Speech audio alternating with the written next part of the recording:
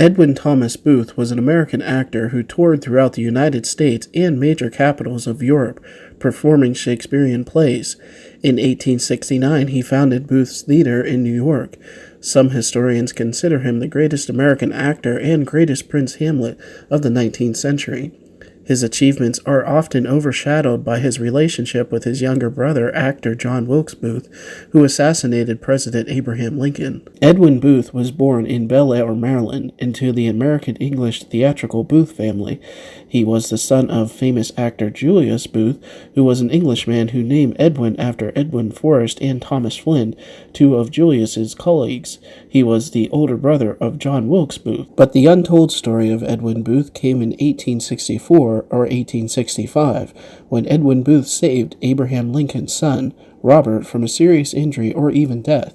The incident occurred on a train platform in Jersey City, New Jersey, but the exact date of the incident is unclear, but some has believed that it took place in late 1864 or early 1865. Robert Lincoln recalled the incident in a 1909 letter. The incident occurred while a group of passengers were late at night purchasing their sleeping car places from the conductor who stood on a station platform at the entrance of the car.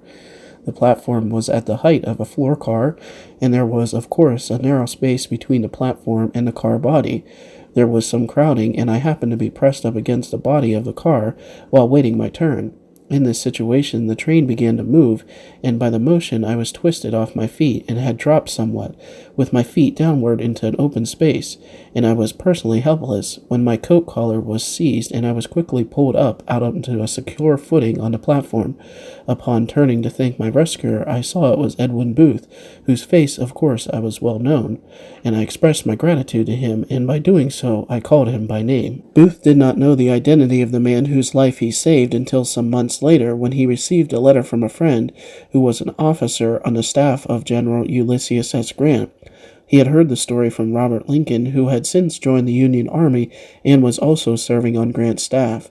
In the letter, his friend gave his compliments to Booth for the heroic deed.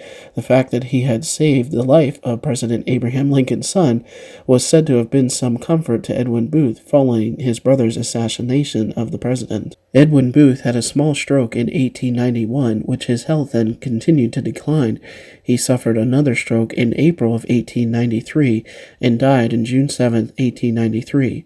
In his apartment, the Players' Clubhouse, he was buried next to his wife. His bedroom in the club had been kept untouched since his death.